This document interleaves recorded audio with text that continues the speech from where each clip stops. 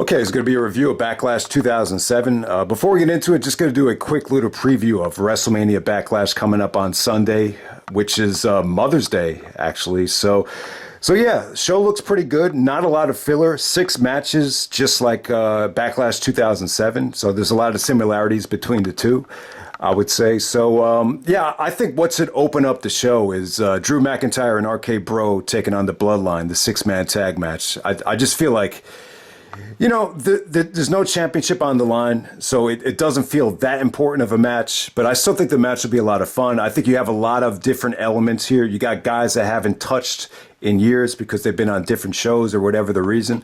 So I'm going to assume that, you know, the reason we're not getting a unification match is because Roman's still injured. So maybe it's just a little bit limited in what he can do in the ring. Doesn't have to worry about the burden of having a 25-minute main event with McIntyre. So yeah, I think it makes sense. You know, McIntyre and Roman just touched that Survivor Series 2020, so they could use this match to build up the Hell in a Cell match. So if you haven't seen it yet, Hell in a Cell is the pay-per-view in June. But yeah, I think that the hot tag to Orton, you know, especially coming off of the 20th anniversary, in some ways, I think Orton is more over than ever. So I think you could have a lot of fun with this match if it's the opener. If it's the main event, I think that's kind of a rough spot considering it doesn't feel like it's an important match. But yeah, I think the match looks good. I would expect Drew to get a pinfall here to give him some momentum going into Hell in a Cell. So yeah, I think that match will be a lot of fun if it does open up the show. AJ Styles versus Edge. We'll see if they can redeem themselves from WrestleMania. The WrestleMania match wasn't bad. I just think the expectations were very high. I thought the finish really hurt the match more than anything. In this situation here, Damian Priest is going to be banned from ringside. I don't know, man. This is what I expect. I expect Edge to form a mega stable here with Damian Priest and Finn Balor. You know, just the way Balor's been used in the storyline here.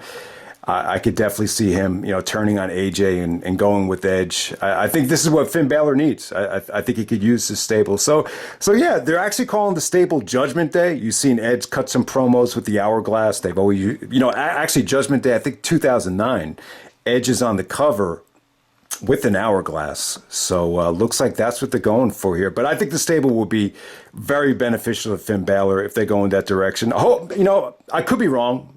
In some ways, I hope I'm wrong. And maybe AJ goes over and gets his revenge here. I just find it highly unlikely, given what I just saw on the Go Home show from Raw. Okay, so what else looks interesting here? Charlotte Flair and Ronda Rousey. If I were to put money on it, I would say this closes the show. I quit match for the championship. You could end the show with Ronda winning the belt.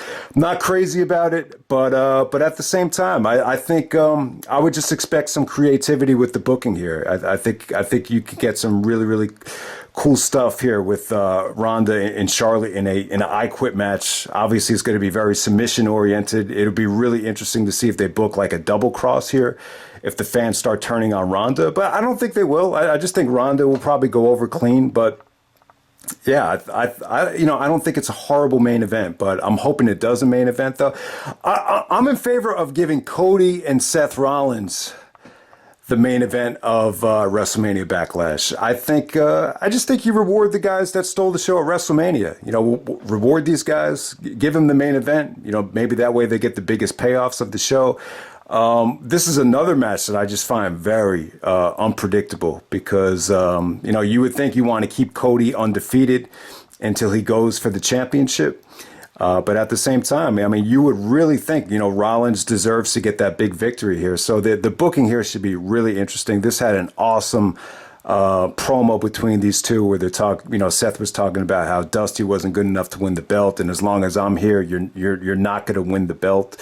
And I just thought it was good tension. You know, the WrestleMania match didn't have any, didn't have any buildup. So this has buildup. So I'm in favor of giving Cody and Seth the main event, you know, reward the match of WrestleMania weekend and give them that spot. But, you know, it looks like Charlotte and Ronda is probably going to go last because it's for the championship. Aside from that, you're going to get Happy Corbin taking on Madcap Moss, which I'm sure everybody is really looking forward to. And then you got Bobby Lashley taking on Omos. Omos has united with MVP, who we'll talk about later. So that's WrestleMania Backlash. Looks like a lot of stuff is going to get a lot of time, and I'm really looking forward to it. I think it'll be an awesome show. It's a little bit deflating not to have Roman go for the championship. And there's been times at Backlash where the title changed hands, especially with Triple H losing in 2000 and 2002. But I think Backlash is a pay-per-view where you don't want to do a title change because, you've already engraved in the fan base's skull that they're going to go with Roman as the champion. So it's a little bit predictable, to put a championship match at Backlash. So I'm actually cool with it. So we'll see what happens there. And let's move right along to Backlash 2007. We got Edge on the poster here. Kind of a Jack Nicholson in The Shining inspired poster. Awesome poster right there. That was 15 years ago. And I think Edge is actually on the poster for WrestleMania Backlash as well, 15 years later. So we're in Atlanta, Georgia here, WCW territory, 14,500 in attendance. Pay-per-view buy rate does I would say this is a very mediocre buy rate for that time, 210,000. A lot of kids still at school at the time. Maybe that's why Judgment Day got the better buy rate. Judgment Day actually looked like a really good show on paper, but that was definitely the weaker show. Backlash 2007, best pay-per-view of the year for the WWE. I would say this. Backlash 2007 was the mainstream pay-per-view of the year for 2007. Better than TNA Sacrifice, which I loved. But I'm going to be honest. I think Backlash was the better show. I would even say it was better than Bound for Glory 2007. I mean, the only pay-per-views I will put over this, Ring of Honor wasn't, some people don't classify it as mainstream, but I would say Driven and Man Up were the only two pay-per-views better than Backlash in the United States in 2007. I think that's a polite way of saying it. But let's get right down to it. We only have 6 matches on the show. It's to start off Backlash. You got a solid 15-minute tag match here. You got the Hardys taking on Lance Cade and Trevor Murdoch. So this is what I remember about this time. I remember because Eminem were the tag team champions, they decided to reunite the Hardys, and I think they had like a match at the Rumble, and maybe December to Dismember. And so Matt and Jeff, I think they were on different shows, but for whatever reason, they were actually tagging up together, and they take on Lance Cade and Trevor Murdoch.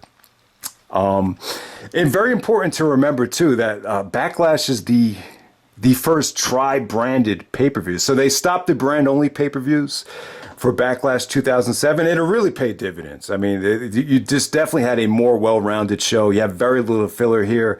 A lot of people hated the brand-only pay-per-views. SmackDown had some of the worst pay-per-views of all time when it was SmackDown only. But yeah, let's just focus on this awesome opener right here. So the Hardys and Cade and Murdoch, it was cool, man. The Hardys were treated like rock stars out there. Lance Cade and Trevor Murdoch, they kind of brought this old school, almost a Southern Territory approach to the match. Lance Cade looked like a beast, man. The guy looked huge. He looked in great shape. He looked like he was like the second coming of the Texas Tornado. Almost like an Ultimate Warrior-like physique from Lance Cade. I remember Austin was really high on him. He's called him a blue chipper along with, that other dude, Mark Jindrak as well. So yeah, so at this time, Cade is teaming up with Murdoch. I'm not sure if Trevor is actually related to Dick Murdoch, but yeah, I thought it was, just old school fundamental tactics from Cade and Murdoch. Nothing fancy, but just good heat from them. And then the Hardys, it was just vintage Hardys. This has got to be one of the best non-gimmick matches I think the Hardys have ever had, and it just started the pay-per-view off with a bang. I believe Jeff actually hits the Swanton as the illegal man. Matt gets the pinfall. The match ends with the whole arena just clapping for the Hardys as they work the crowd. Okay, next up we got Melina taking on Mickie James for the Women's Championship. So Melina's the Women's Champion. This is good stuff. I'll tell you what, obviously this is kind of the dark ages of women's wrestling, especially after Trish and Lita kind of moved on from the company. But I would definitely say this. In terms of women's matches on pay-per-view in the late 2000s, this has got to be one of the highlights. It really does. I mean, obviously they focus more on eye candy at this time, but this had a little bit of mix of both. Melina was actually good here, I thought. She wasn't a bad worker, and Mickie James definitely had her moments. Both women have been kind of scrutinized for being a little bit, the reputation is that they're a little bit promiscuous, but that doesn't mean that they're bad wrestlers, though. You could still be a little bit, have an outrageous lifestyle, but you could, they still got it done in the ring here. I thought there was some creative booking here with Melina playing possum with something getting in her eyelashes, and she played possum and, took advantage of Mickie. And I'll tell you what, good eye candy, good tension. Melina screamed a bit much here, but other than that, I thought this was pretty solid stuff. This was very highly received compared to some of the other crap you got, back at that time. Okay, so let's move on to the United States Championship match. We got Chris Benoit taking on MVP. This is a rematch from WrestleMania. So the problem with the WrestleMania match was this. At the time, I think a lot of people just wanted Benoit to have a better opponent at WrestleMania. I think some people even wanted to see him in the Money in the Bank rather than wrestle MVP. The consensus was that MVP was too green for this spot. But I think he proved everybody wrong. Benoit actually won at WrestleMania with the flying headbutt, which usually never happened. Benoit would use the flying headbutt from time to time, but he would rarely win matches with it, especially in the WWE.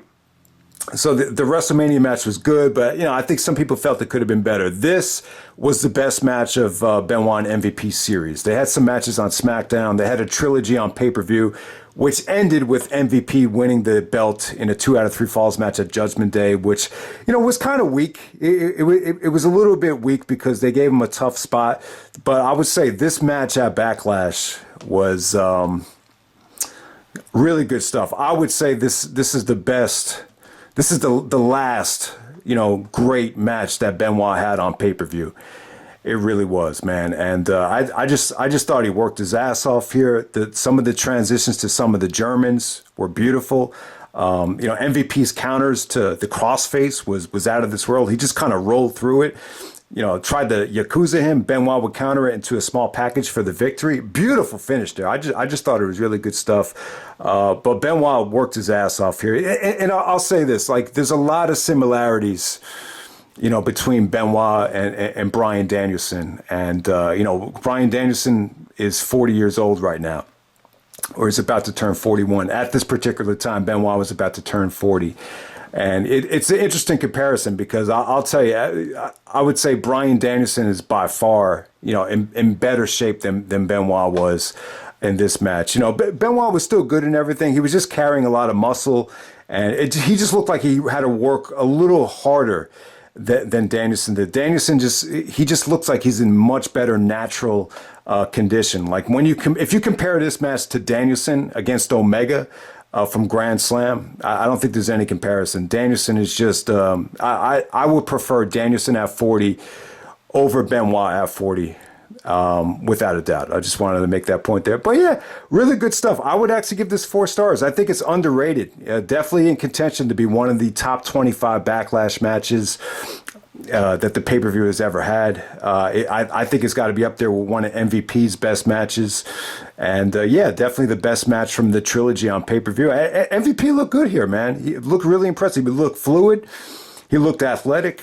And I thought some of his counters to Benoit's crossface and just the overall moveset was just very well done. And, it didn't overstay its welcome. They packed in a lot of action for being under 15 minutes. Okay, so next up we got Mr. McMahon, Shane McMahon, and Umaga challenging the ECW. Mr. ECW, Bobby Lashley, for the ECW championship. Okay, man. What to say about this match? Okay, so I thought Lashley looked good here. Looked very athletic. A lot more athletic than he does now. But I still think Lashley looks good today. But at this time, he had a little bit more oomph in that vertical jump. A lot of similarities to Brock Lesnar with the ring entrance and jumping onto the ring and the pyro. It's almost like, this is the black Brock Lesnar. We'll see how far we can take him. I'll say this about Lashley. One of the biggest problems he had was his body language.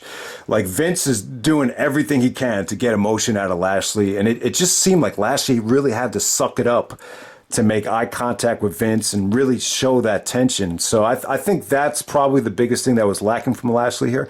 But overall, I would say this was good. This is very well drawn out. It was Lashley looked dominant in the beginning, but ultimately the numbers game kind of caught up to him. Shane here, this is one of the few pay-per-view matches where Shane doesn't take any bumps, man. Everything here from Shane was just ground and pound, trying to show off his, I guess, MMA training. Like, he really looked like he was just trying to, show off how well-versed in submissions he was. I thought Umaga looked good here. He looked like a beast. He ended up hitting a splash and tagging in Vince McMahon, and Vince actually wins the ECW championship from Bobby Lashley. You could argue that it made Lashley look weak to lose this match. It was kind of anticlimactic fashion, but Lashley would actually get the win back at Judgment Day. And, they had big plans for him during the summertime as he was going to face Cena at the Great American Bash. But yeah, you know what? This match, it was, you had Vince parading with the ECW championship. Some would say the darkest day in ECW history. After the match is over, he rubs it in Rob Van Dam's face and the ECW originals. He does the Rob Van Dam thumb thing. He says, Vincent Kennedy McMahon. And then, Shane is making fun of Sabu. He said, things are looking up. They're mocking the Sandman with the beer cans and Tommy Dreamer as well. So, yeah, Vince is just rubbing it in. I'll say this. I just think this is just a huge side effect to Rob Van Dam letting Vince down. It's just kind of payback for everything. Because, I'm the biggest I'm one of the biggest Rob Van Dam fans on YouTube. I don't really know many that are a bigger, I guess, mark for RVD than me. I was in favor of him winning the championship at No Mercy during the Invasion. I'd even, if I could go back in time, would have loved to see Van Dam in Austin, main event WrestleMania 18. So yeah, obviously I'm a huge RVD fan. I was happy that he got his moment at ECW One Night Stand, beating Cena for the belt. But at the same time, just trying not to be biased here. I mean, I don't think Vince had done more for any other promotion than ECW. I mean, look what he did in '97 when he helped co-promote them on Raw. And then, bringing back ECW from the dead. He never did that for WCW. He never did that for World Clash or AWA or any of these other territories. Or, he never did that for Ring of Honor or TNA or whatever. So, in some ways, it makes Van Dam look good. It's like, Vince had more confidence in Van Dam to resurrect this brand than anybody. Shane's idea was to make ECW like the first, internet-based program. But, obviously that didn't happen. It ended up being more of a Vince McMahon third brand. But Shane even told Van Dam, he said, this is your ass. Like, if you fuck this up, it's on you. And, I know weed is legal now. I know some people are actually going to get their mom weed for Mother's Day. I know people that are actually going to have already bought the gift and are going to give that for their mother on Mother's Day. But at that time in 2006, it was illegal.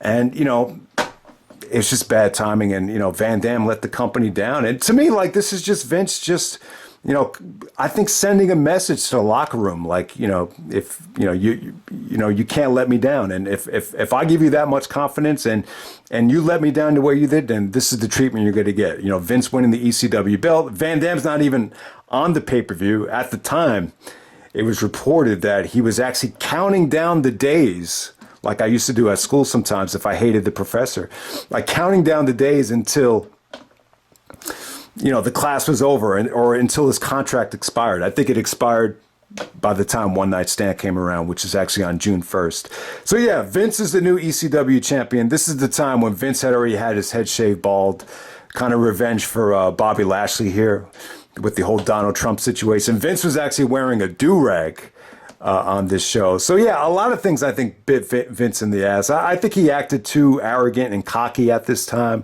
And the whole Vince McMahon is dead situation really came back to bite him in the ass, and they had to cancel it. So because of obvious reasons, but yeah, let's move on to this great double main event that we're gonna have. We got the Undertaker taking on Batista.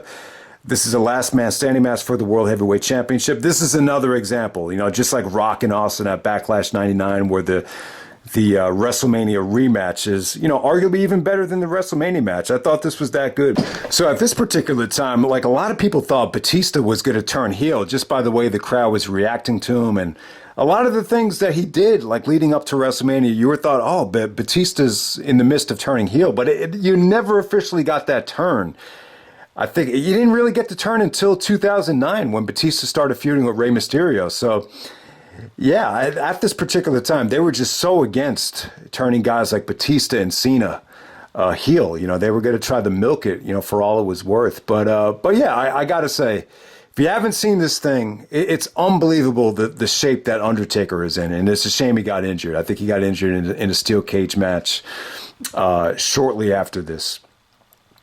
But yeah, Taker was just ripped here. This has got to be one of the best versions of the Undertaker. He looked motivated. He just looked like he was at the top of his game. And I'll give Batista credit too. But Batista and Taker were a great combination. The WrestleMania match and this match in particular, some of the best stuff that Batista had ever done. And yeah, the last man standing match, it was good, man. I didn't feel like, all these big bumps and all these finishers were just a waste of time. I mean, there's been certain last man standing matches in the past where you just know they're killing time for that big, blockbuster finish. But it didn't feel like that here, man. You had so much crash and burn stuff that I think the fans really bought into it. The leg drop through the table from Taker. Some of the transitions into Batista's spear, I thought were really well executed. Batista did a series of just spine busters where he was just showing frustration because he couldn't put Taker away. Batista actually pumping up from the tombstone was actually a good, countdown. A lot of fans bought into that. So yeah, lots of good stuff. And, they actually go by the Titantron area, by the ramp area for the finish. And once again, just very well executed, very well executed with, Batista countering the tombstone into a running spear off the ramp. It looks like all that pyro and, some electricity, all those sparks. Then all of a sudden, the three big like Backlash steel bars, they all drop down at the same time, and they drop over Taker and Batista. It just looked really cool. I think without those three bars just dropping down like that, the finish just wouldn't have been as effective. And fans are chanting, "Holy shit!" Both guys actually get counted out for the 10 count. It actually ends in a draw. Taker is actually the first one up after the count. But I think this is a good finish, though. I think this is a solid finish. Very satisfying. I think it was one of those finishes where, I think the WWE kept going back to it because it was like, we could end this thing in a draw and still make everybody happy.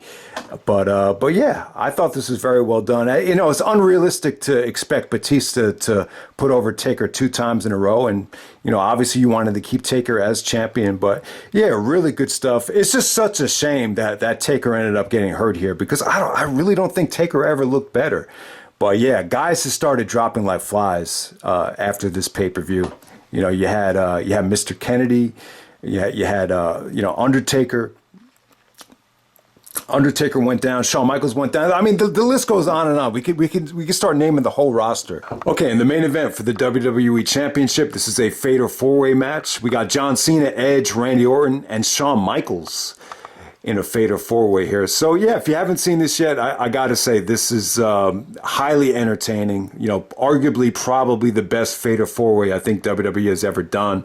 This is one fall to a finish, but that covers one fall to a finish or fatal 4-way eliminations. This is going to be at the top of the list. So if you like finishers, if you like guys intercepting finishers and using their own finish, you got to see this. If you like a really creative, sweet ending too, this is something you got to see. So, yeah, I mean, it was really cool. You had Edge and Orton kind of working together. Cena refused to work with Orton after Orton actually came up to him and said, "We're young, we're both handsome," and guys like Shawn Michaels get all the respect in the world, and I don't take that laying down. So you almost had like a anti-gay promo between Cena and Orton. But, you know, maybe at the time it was acceptable. But I actually thought it was pretty harmless. It was actually a lot of fun. So, but yeah, but ultimately you had Edge and Orton trying to work together.